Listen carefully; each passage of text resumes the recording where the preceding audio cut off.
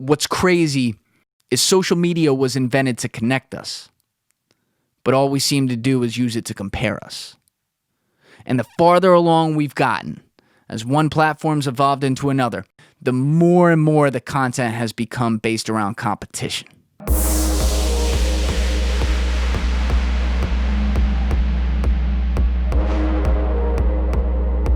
One of the many things that our dear friend, coronavirus, took from us this past year was the Coachella Music Festival. Now, for those of you who don't know, in case you live under a rock, the Coachella Music Festival is one of the largest music events in the world every year. And it's 3 days out in California where the biggest artists from around the world come to play. And I don't know how many fans go, but a lot of people go. And it's wild. In recent years, though, the Coachella Music Festival has taken on a second layer, so to speak, of what the experience is and what it's all about. And that is, it's become, I guess, must-go-to TV, or however you want to say it, for Instagram influencers far and wide. And yes, I'm being a little sarcastic there, but it's entirely true. What I mean by that is every year, all these influencers, and I say that in air quotes because a lot of these people are among the ones who maybe shouldn't be influencers and are really just clout chasers, but they descend upon Coachella and for 3 days wear these way over-the-top outfits and take these ridiculous-ass pictures and post it to their feed with some bullshit caption to their following to show everyone, oh my God, I went to Coachella, and probably get paid for it by some brands along the way. Now, that's a negative view of influencers, and it does not reflect, obviously, what all influencers are like and what they're about. But that is a stereotype that has completely grown out of Coachella and many other places too, but Coachella is just one good example. The reason I bring up Coachella specifically is because the last time it happened, in 2019, there was a YouTube creator named Gabby Hanna who was starting to see over the years that there was certainly some negative connotations with these influencers who were going to Coachella. And she decided that she was going to do a case study. Now, Gabby came up on YouTube. I think she's like a singer as well, and she's really big there. That's where her biggest audience is. But she's technically now on other platforms like Instagram, an influencer as well. So what she wanted to do was make her following on Instagram believe that she went to Coachella for 3 days and was having the time of her life. And you say, how did she do that? Well, Photoshop. It's been done before. There's been some influencers who get caught doing things like this. But for 3 days, she bought all these crazy over-the-top outfits, even like some wigs and stuff. She recreated the wristband for the 2019 Coachella Festival and enlisted the help of some friends and took 3 different pictures that she posted each day in a different outfit, photoshopped it into a backdrop of famous scenes at Coachella, and posted it to Instagram. The entire time she was doing this, she was vlogging. So she was building a behind-the-scenes vlog because the entire point was to show her following after Coachella was over that they believed she was at Coachella when in reality she was just living at home. And I guess her biggest point, well, actually, I'll let Gabby say her biggest point because she posted this entire thing to YouTube. It's a 23-minute video, so obviously I'm not playing that, and it's a YouTube video, so I can't even play it. But really great content, shows you how ridiculous some of this stuff is. But I love what she said at the close of the video when she went, social media, for the most part, is just a very curated and manipulated version of reality. Just don't base your life off of the few posts a week from your favorite influencer living this glamorous, colorful, saturated, hip, trendy, amazing life. Because the whole time I was living my best life at Coachella, I was really sitting in this editing chair. That was why she did this. She did this to try to expose some of these people who just constantly live to show their following how great their life is, when in reality, that's not always the case. I really liked this case study, and that's why I led with it here. But I found it and watched the video when I was doing research to do an episode on some of the negative connotations that we've now seen come out of Instagram influencer culture. Now, similarly to when I sat down to do one episode on the college debt crisis and it very quickly turned into 3, when I sat down to do this episode on influencers, it also very quickly turned into 3. So this first episode is going to be the one where we set the stage. At the beginning, we'll talk about the evolution of social media and the culture it created among us. And we'll talk about how that then created the influencer industry. And the majority of the episode will be on the size, scope, power, and context of that industry. So let's not waste any more time. Let's get to it. I'm Julian Dorey, and this is TRENDIFIER. Let's go! This is one of the great questions in our culture.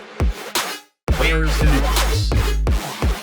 You're giving opinions and calling them facts. You feel me? Everyone understands this, but few seem to do it. If you don't like the status quo, start asking questions. In order to talk about influencers, we got to talk about what created them first. And that's social media. Now, where I draw the line in the sand, or what I consider to be the first true social media platform, is MySpace. And some people argue and they'll say, oh no, there were all these other platforms or whatever. I'm sure there were. But MySpace was the first place where you could go on and build your own web page that was called a profile that showed pictures of yourself, your interests, and then also allowed you to connect with other people who built this web page and profile who you knew, and therefore be able to show your friends and then interact on this platform with friends. It's the first place you could do all this stuff. But MySpace had some problems. I was young when I was using this. I was like 4th or 5th grade. But even I saw some issues with MySpace. For one thing, I don't remember there ever being a news feed. They may have eventually gotten one, but there wasn't a central place to see what everyone else was doing or what the latest news was. For another thing, the profiles were all over the place. Yes, you knew when you were on a MySpace profile, but one profile to the next profile could look way different, especially on the eyes. And what I mean by that is the color patterns were completely different. Like you could have one profile that was black and blue and the next one be red and white. The layouts were completely different. The type of content you put in there was completely different. Where you put certain common feeds on pages on your actual page versus where someone else put it could be completely different. It had a lot of moving parts. And it was also harder to find other people on the site. Again, no news feed, no central place to really search for people and figure out what's what. If I'm wrong on the news feed part, correct me, but when I used it, I don't remember there ever being a news feed. Anyway, a year or two later, I had a distant relative visiting from the West Coast. So I was like maybe 12 years old. This is like '06. And she was older than I was and heading into college. And she said, have you ever heard of Facebook? And I said, what's the Facebook? And she goes, oh my God, it's like the thing, like it's happening.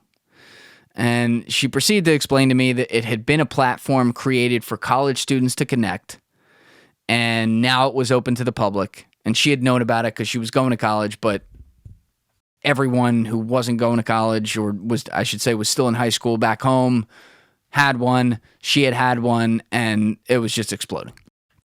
So she shows it to me. And immediately, even like the young me saw the problems from MySpace that this thing solved. First of all, Facebook had a news feed. It had a central place where you could go and see what your friends were doing that day. And most importantly, search for friends and easily be able to find them on the website itself to connect in a way easier, quicker manner. Secondly, the color pattern was consistent. It used white space, which looked a lot nicer, and blue as a secondary color, and that's what you saw everywhere you went. Thirdly, I won't give Facebook all the credit at day one and say that the profiles were all uniform. They weren't. You could make a lot of clutter and make things a lot different from other people's pages.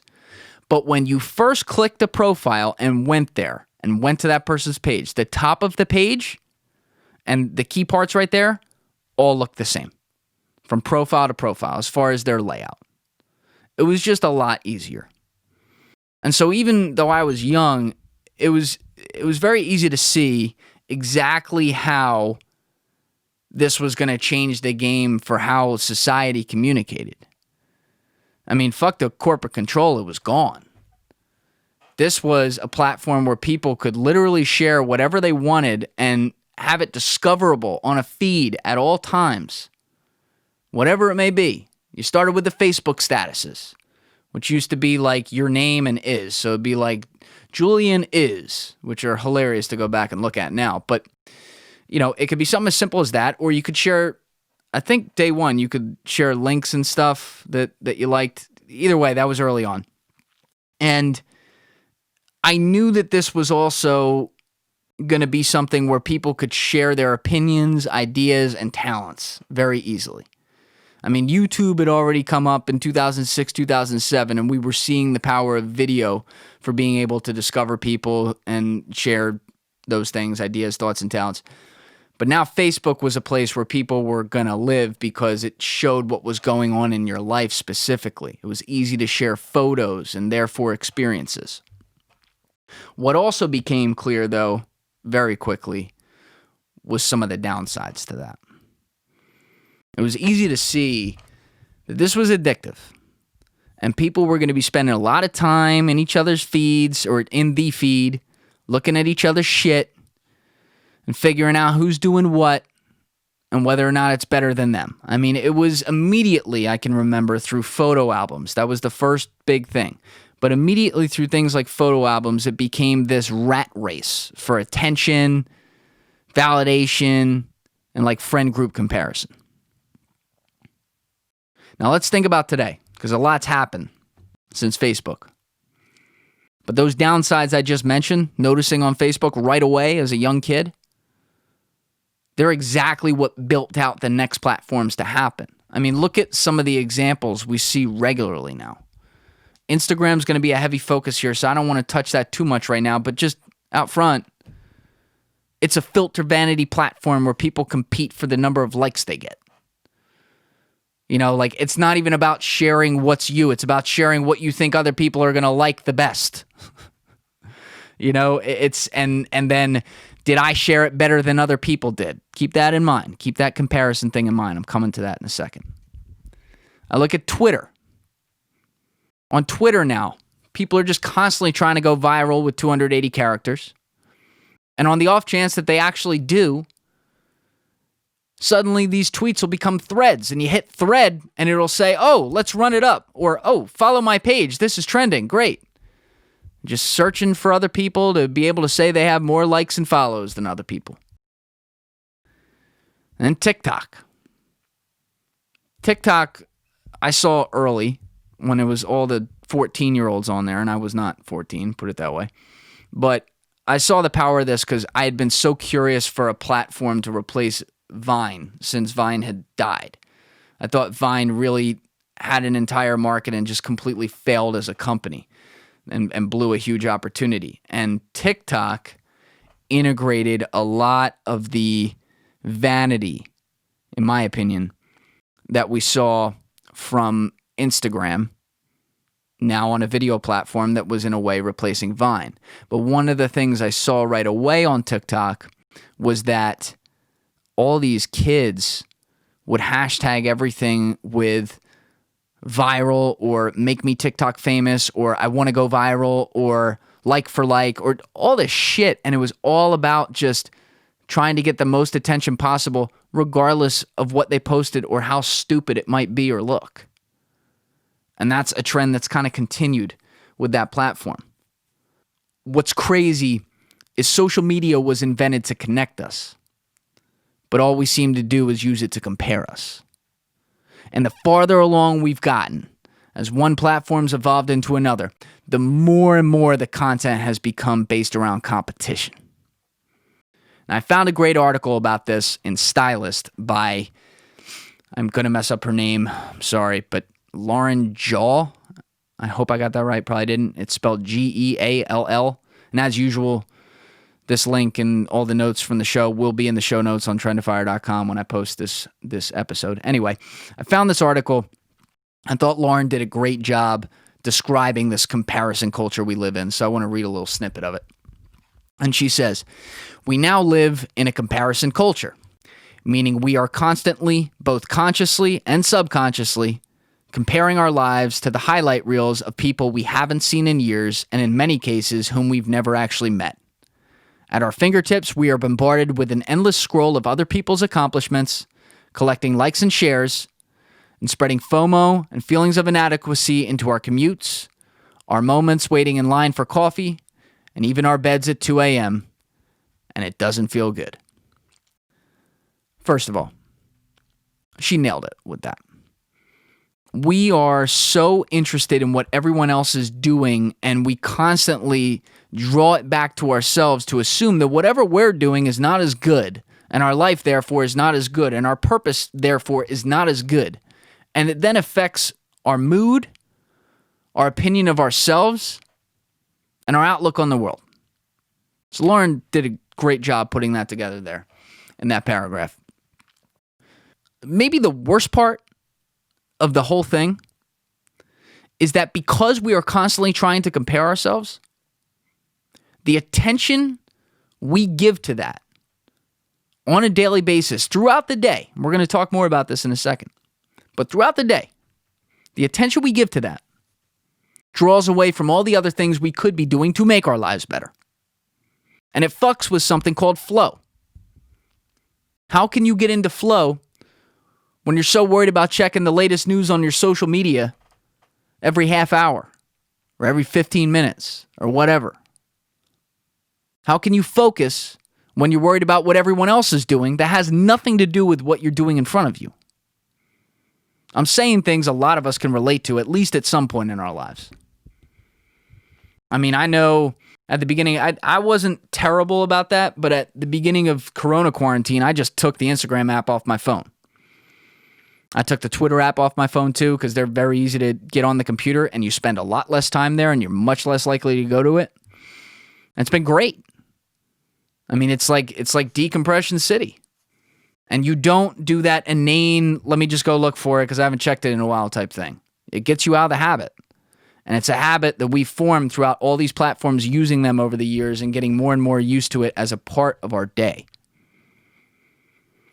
And the thing is, all of this, I mean, it affects every demographic at this point. We all know grandma or aunt, whatever the fuck, who's on Facebook all goddamn day.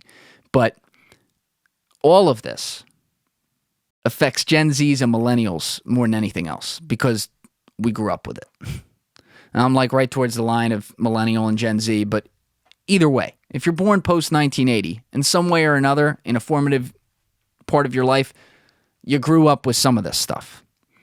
And even if you were one of the oldest ones of the millennials who was born in 1980 or 81 or 82, whatever, and you didn't have social media when you were in college, you probably got on the horse, or a lot of you got on the horse right after college when you weren't settled down in life yet, and it's become a part of your day.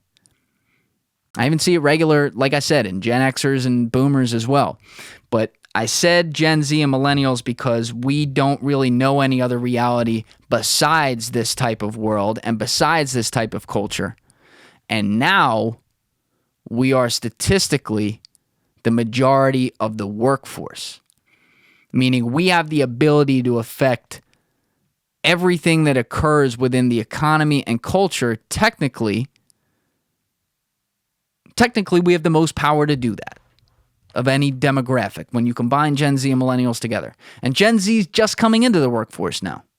They're like 5 to 10% in, something like that. Nothing crazy. The millennials are the biggest demographic in there, but you put them together and they outweigh 50% of the total. And so what this goes to show you is that some of the things like comparison culture, which is a negative, that are really born in the generations, the younger ones like Gen Z and millennials, they're probably here to stay. And in that case, unfortunately, it's a part of life now. Like you are comparing yourself against what everyone else does, and that just feels like something you're wired to do, like you were born with it, but you're really not. It's just the way the social media environment trains us all to be. And nowhere do you see the comparison culture more open and evident than on Instagram. This is why I wanted to bury the lead on some of Instagram. So let's start getting to that right now. Instagram, of all the social platforms, is the most popular platform among Generation Z and the millennials. It has the most attention with those demographics. And I just pointed out why that's critical, because we are literally taking over the workforce and therefore controlling a lot of culture and everything downstream that comes of it. So let's look at the platform that we are most likely to pay attention to. So I want to start with some stats here to set the stage. And these ones I'm going to give right now are from Omnicore.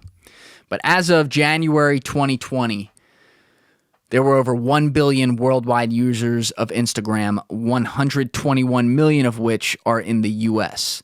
I don't know if these numbers include bot accounts. I assume they do, but if they don't, then these numbers are even bigger because bot accounts are obviously worthless.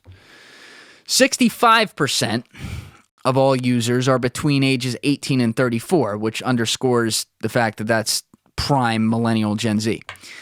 63% of all users use Instagram daily.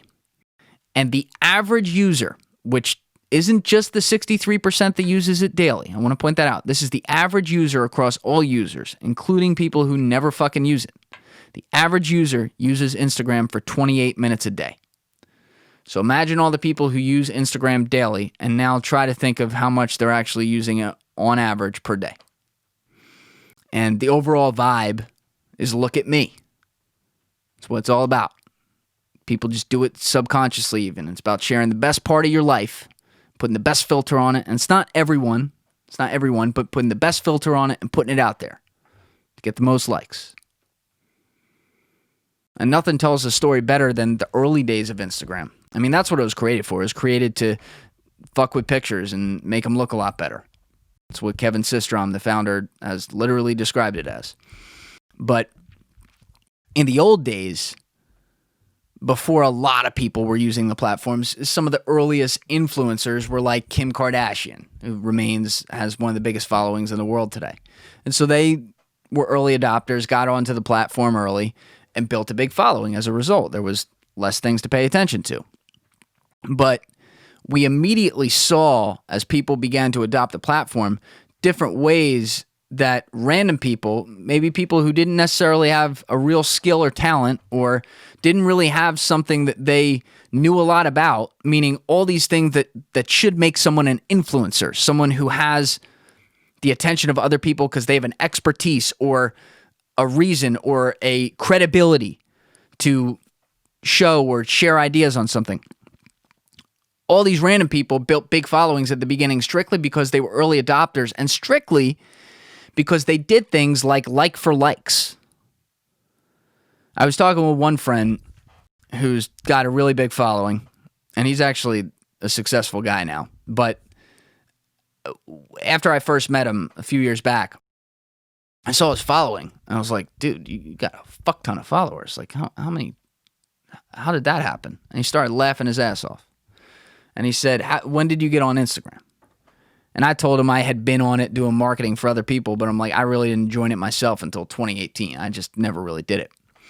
And he goes, all right, well, if you had been there in like 2013, like the very early days, maybe you even said 2012, what would happen is you would go to a picture of, say, Kim Kardashian or someone with a huge following, and the comments would be everything there because it was a wild, wild west. And people would go in and comment on the post and say, like for like or follow for follow or something. And we would just be commenting all day and then following and unfollowing and hoping other people forgot to do vice versa. And he goes, it was like addictive. It's what we did for months at a time. And he goes, I built a following through that. So now he's able to use the following because he does some stuff with it. But that was hilarious to me. And if you think about it, as crazy as some of that sounds, it actually does still happen today. Instagram did what they could do to try to clean it up, but they actually enabled some of it in some of the changes they made. So one of the things they do is they have like this, people call it like comment sticking, where they take bigger accounts or accounts that have more traction on certain pages that you're more likely to look at. And as you're scrolling through your feed, they put those comments as the ones you can see besides hitting like view comments. And so there are people who have gone around and just commented on so many posts on the same accounts that they become that sticky comment, and then they gain followers through that. I don't have some examples in front of me right now, but I will post the article on that in the show notes so you can check it out. But there's some people who built a following that way. And then you also have, if you have a blue check mark, if you go to comment on anything, in general, especially if you comment early, your comments are put towards the top. So if you're commenting on some of the biggest influencers, even like a Kim Kardashian who's got over 100 million followers, you can somehow get to the top and get attention from that. Another way that people, in the early days though, to go back to those, another way that people built their followings early on is they did something viral, and because there was less people, there was a way bigger ability to go viral. And so there was a guy like Murad Osman. I don't even know if people are as familiar with his name, but he's big. I mean, he's got millions of followers, and he's the guy that created the Follow Me Too movement. So that was the whole thing where you hold back your hand and then it gets held onto in the picture, and you take a picture with the face facing away. I think all the girls do. He's the guy that created that because he was a photographer, and his girlfriend was always trying to pull him to the next place when he'd be stopping to take some painstaking picture. And so one time he just snapped it and posted it, and boom, there you go. Now today, would that go? Maybe. But for every Murad Osman, now there's a million other people posting things that could hypothetically go viral. So it's harder to do. So as Instagram continued to grow, and the user base also continued to expand, these new users would come onto the platform and figure out new ways to amass a big following. Some of these ways included people who may have just literally relied on pre-existing social clout that they had before they ever joined the app that allowed them to network and build a big following.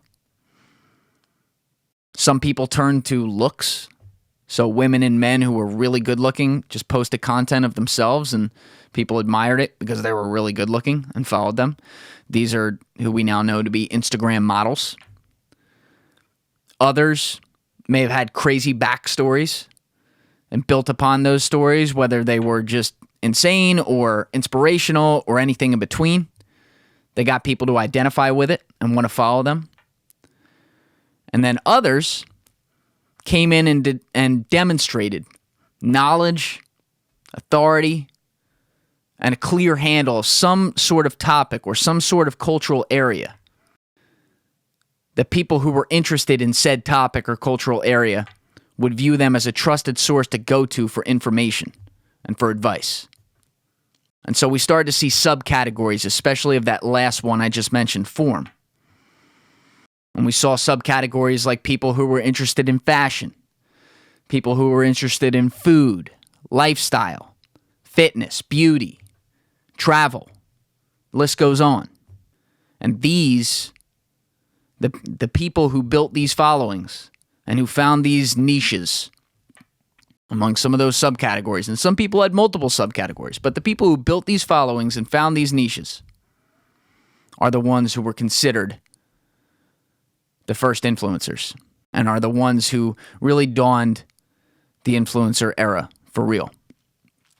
Now, it's not like this had ever been some form of a career before. People didn't just walk onto social media and suddenly say like, all right, I'm just going to post content about myself, about shit I'm passionate in, and I'll make money on it. I guess some people had kind of done that on Facebook in the early days. I don't know much about it. But as far as especially younger people below the age of 30, this was a very foreign concept. YouTube had been around, people created content on there and then made ad revenue. That was a different concept. But as far as being in charge of your own content, posting it, and then figuring out a way to monetize it and turning it into a career, that was new. And it was new because it involved having to go directly to brands and working with them. And we're going to get to that in a minute. But first, I want to point out some statistics that just show you how far this has reached today and how many influencers there really are out there and the scope of how many of these people are making a career off something like this. So I had said earlier that there were over 1 billion Instagram accounts globally. Just over 10% of these accounts have at least 10,000 followers. And I say 10,000 because 10,000 is generally the cutoff for the smallest real ability to actually monetize consistently micro influencers. Now, if you have 10,000 followers, unless you are really out there advocating for yourself with brands and posting content and creating great content all the time, in which case you're probably going to grow to a lot more than 10,000. But let's say you didn't for the sake of argument. If you have 10,000 followers, you're not swimming in money. You're not making $5,000 a post or anything like, nowhere even close to that. That's a harder living. And a lot of people who have followings like that have real jobs because they could never earn their living off of making money on Instagram. But at 10,000, you're at least monetized, or you have the ability to monetize and actually do something with it and make some real coin. So just over 10% of those 1 billion accounts have at least 10,000 followers. So I guess math, it's like 100 million accounts have that, which is kind of crazy when you think about it. Once you get up to 50,000 followers, though, the number decreases dramatically. It's between about 1 and 2% of all Instagram accounts globally have that amount of followers. And 50,000 followers has much more monetizable ability. There are people who can make that a career. I'm not saying they're going to be millionaires or anything like that, but they're doing all right. And you think about it, like in society, people are always talking about the 1% of something. And I guess 50,000 followers on Instagram is about the cutoff of what you would call the 1%. It's hard to do. 1% or a little more than 1% of accounts actually accomplish it. But once you get up to 100,000 followers, so you go from 50 to 100, now there's only about 300,000 to 400,000 accounts globally who have that number. So roughly, what's that, like 0.04? 0.04%? It's a low number. Someone do the math for me. But a very, very low number of accounts actually get to 100,000. When you're at 100,000 followers and you're posting on a regular basis, now you're making some money. Now you can do some things. You still have to, if you're down literally at like 100,000, you still got to advocate for yourself a lot. You have to go to brands. You have to prove value, which is something I'll explain probably more in the next episode why that's a real thing now. But you can go out there and you can earn some serious, serious money. And that's why it's very, very hard to get there. And another important thing that we shouldn't forget in all this is that when it comes to the rise of influencers, they're an entirely new movement. The people who had attention were the traditional celebrities, the actors, the actresses, the athletes, the people on TV, people who were brought to us by the middleman, not by the freedom of the internet, people who were involved with organizations that were broadcast on things like TV. That's who was famous. And many of those people continue to be famous. The difference now is they have to be on the internet too. And they have to compete with more people for our attention and therefore their brandability and their name recognition than they did, say, a decade ago. Influencers a decade ago, many of these people never would have been famous. No one would have ever known them. They wouldn't have had discoverability. They wouldn't have been able to put their own content out there and get other people to notice them, in many cases, not all of them. Now they're out there. And so now people find them and dedicate some of their attention of their day towards these influencers, where they would have been doing it in the past towards more traditional celebrities.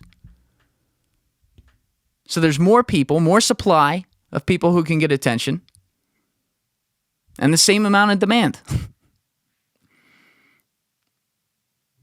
So it's kind of a dogfight just to be able to get brand recognition, even among some of the traditional spaces and people who are traditionally famous. I mean, I always think about it this way. Like, I'm a big Eagles fan. If I were a 15-year-old kid, well, I was a 15-year-old kid. So when I was 10 or 15 years old, if I saw Jeremiah Trotter in the Wawa, that was like a huge fucking deal. Like, oh my God, Jeremiah Trotter was in there. He was a great linebacker for the Eagles.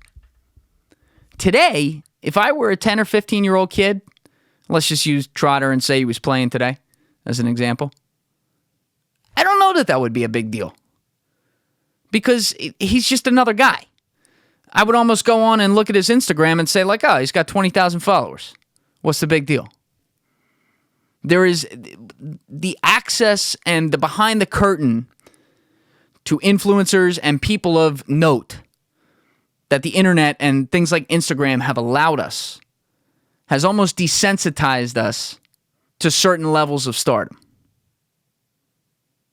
Now, when it comes to megastars like people like Bieber or enormous influencers like Logan Paul and stuff like that, yes, if a 15-year-old sees them, they're probably going to shit themselves. But other people who traditionally it would have been a big deal to see, who were like somewhat of stars or somewhat known people, now it's not that big a deal. I don't know. It's confusing to think about, but I do kind of wonder about that and how fast that changed. But anyway, I want to get back on point here. That kind of goes over the whole attention battle that's going on. And the reason I wanted to bring that up was because this battle for attention is a battle over money as well. If all of our attention is online, that is where marketing and sales are going to go. That's why everyone's going away from TV as well. People aren't there anymore. They're online, so they're on socials. This is where Gen Zs and millennials are. It's where, even like on Facebook, it's where a lot of boomers are. So this is where businesses look to sell and move product. Duh.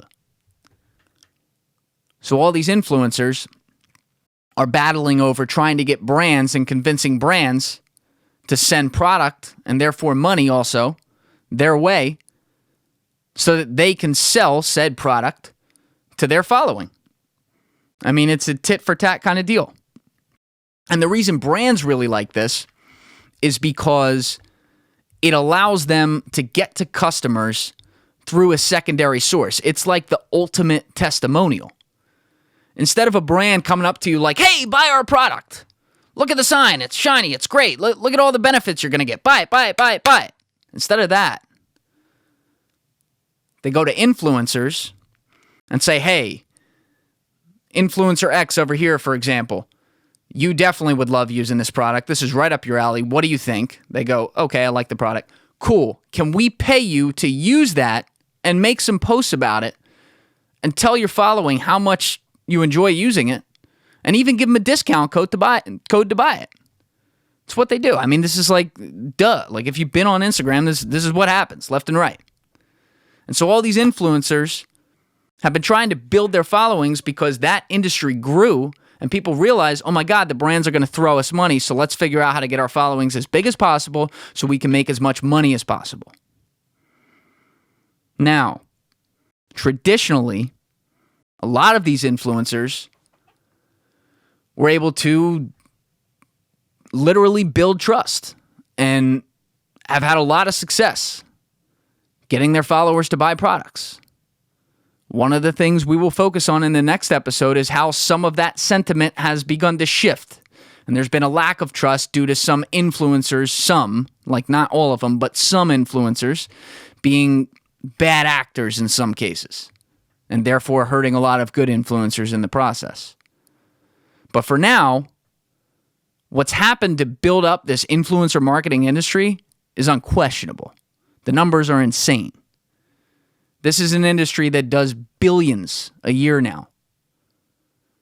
And some estimates say that by 2022, 2023, that number is going to be up towards 10 to 15 billion. So businesses are throwing a lot of money at a lot of different people to convince other people that their brands are good and they should therefore buy them.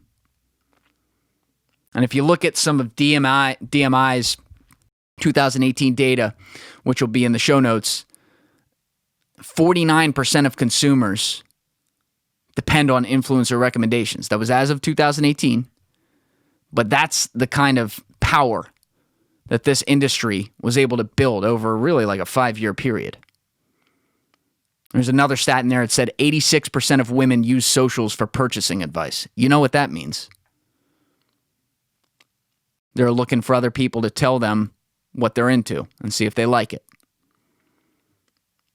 The point is, I'm trying to establish that influencers have long since developed this marketplace, and over the years, they built this tremendous trust. Regardless of where I'm going to go with this in the next episode, where I mentioned, obviously, I'm going to describe some negative parts of this, to focus on how influencers were able to do this is very important first. Because there's no denying how big and how big this got and how much trust they built over a period of time there. And I saw an article in Forbes that I think really described the psychological relationship that influencers have built with us over the past 5-6 years especially very, very well. And it was by this guy, Bradley Hoos. And he broke down different ways that we feel bonded to influencers. So one of the things he described was this idea of cultural conformity. And in the article, he wrote, human beings are social creatures that are programmed to connect deeply with those in our pack. With this connectivity comes an intense expectation to be similar to the pack, or perhaps better said, to keep up with the Joneses or maybe even the Kardashians. Point being, when we make a choice to follow an influencer, it's because we either A, see a piece of ourselves in them or a similarity in them, or B, or both, we see things about them that we want for ourselves and desire for ourselves and wish ourselves to be. So that creates a kinship where then when we interact with the things they do and what they put out there, we feel like they almost have like a relationship with us, like we know them. Like we watch their Instagram stories right next to the stories we watch of our friends. We see their posts right next to the posts we see of our friends. It's like a part of our day. They are a part of our life, even if we don't know them personally. Sometimes it's little things like them literally responding to our comments when we comment on their post. I mean, that is real. They do respond. They recognize you. It's something social media and the power of it allows. But these things build up, and it feels different than just following someone because they're famous or because you're interested in them. And actually, one other thing within that cultural conformity concept that Who's brought up that I really liked as well was the power of the halo effect. The halo effect is this idea, it's a term. It's this idea that when we see somebody really great or really good at one thing in particular, over time as we interact with them and watch them be great at this one thing, we eventually just come to believe all these other things about them. That they also must be great at this, or they also must do things like this, or act this way, or be this way. Now that sounds like gibberish, but the example Bradley Hoos used in the article that I think will get it home is Tiger Woods. So Tiger Woods, I mean, I think he's the greatest golfer of all time. Everyone thought he was the greatest golfer of all time in the 2000s. Until 2009 when he had the big public scandal. Now, what was the big public scandal? You know, look, he cheated on his wife, who was the mother of his kids, and he was having a lot of sex. The guy was literally banging chicks in the back of his car in the parking lot at 6 a.m. at diners. I mean, he was definitely out there. But at the end of the day, you know, was that all wrong? Yes, absolutely. But why did we care that much? Why was it so bad when Tiger did that? I mean, he didn't kill anybody. He didn't, as far as we know, rape anybody. I don't think he didn't rape anybody. No, there was none of that. You know, he just fucked a lot. And yet we dragged him through the mud because he was Tiger Woods. It's like, oh my God, no, Tiger Woods, the great golfer, like he doesn't do that. No. Like Tiger Woods doesn't cheat on his wife and fuck other chicks. No. Tiger Woods would never be a sex addict. Come on. It's what every grandma was saying, staring at her TV in disbelief. It's because we just believe that. Because we saw this guy who was great on Sundays and wore the red and fist pumped his way as the ball went into the hole and won a lot of fucking tournaments and said all the right things, we assumed everything about him was perfect. He was happy in life. He had the beautiful wife. He had the great kids. Everything was great. And no man like Tiger Woods would ever make a mistake, let alone these kinds of mistakes. And so it turned into this massive public scandal that derailed his career. Now, it was nice to see him win a major last year, finally, but it completely changed the complexion of his career and life. And I'm not defending what he did, but that probably wasn't fair. And it's a direct consequence because he was a megastar. It was a direct consequence of the halo effect. We expected things of him that we had no ability to even know if we should expect of him. Now, to bring this back to influencers, when we see influencers' content all the time, and it's in front of us all the time, and we form this kinship, this idea of cultural conformity that Who's is talking about, we form expectations about other things for them. We put them up on pedestals that are even beyond maybe who they really are. We get incredibly excited if they do things like respond to our comment because it's like, oh my God, like they're so important. And so these are the same people that then bring product to you and tell you they like it, so you should like it too. And fuck yeah, you're going to buy it. That's how they built this market. Another point he made in the article was that we have a sense of power and control in choosing them. And this is important. When we pick an influencer to follow, it's our decision to smash the follow button.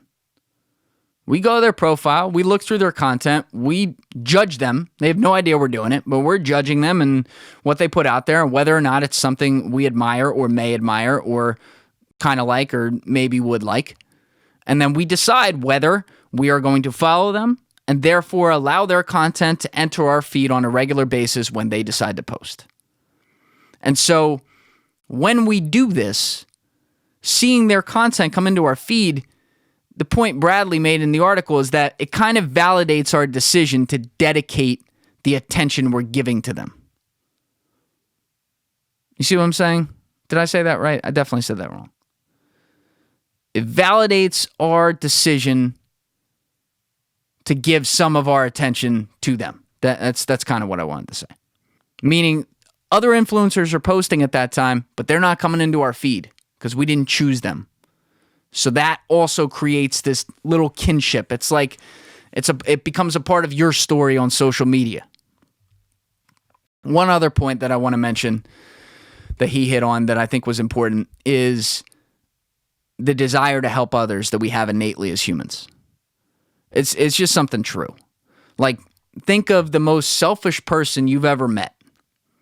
And I will challenge you to tell me that that person has never actually opened a door once for a random person on the street, just out of nowhere. They definitely have. And the point is, there is something innate inside of us as humans that makes us feel good when we help out other people. So after we've decided to follow an influencer because we like their content, and after we watch them over a period of time and begin to feel an attachment to them and a kinship with them, we naturally want to help them too. So some of the simple ways to do this are by validating their content with a like or a comment, which also obviously helps their metrics. And then some of the more serious ways to do it are to buy the products that they're out there selling for brands, trying to make a living. This is what happened. This is why this industry is going to be a $10 to $15 billion industry and is already in the billions. So I want to cut this episode there. The whole point was to provide context as to how this grew and just how widespread the influencer marketplace, however you want to say it, is. And I think we got that across. So part 2, we're going to go into some of the downside effects we've seen, especially over the last couple of years. Share some specific stories around it. Talk about some of the ways influencers have gone wrong and therefore hurt the brand of a lot of influencers who don't do some of these things. And then we'll delve into all that. So until then, give it a thought. Get back to me. Peace.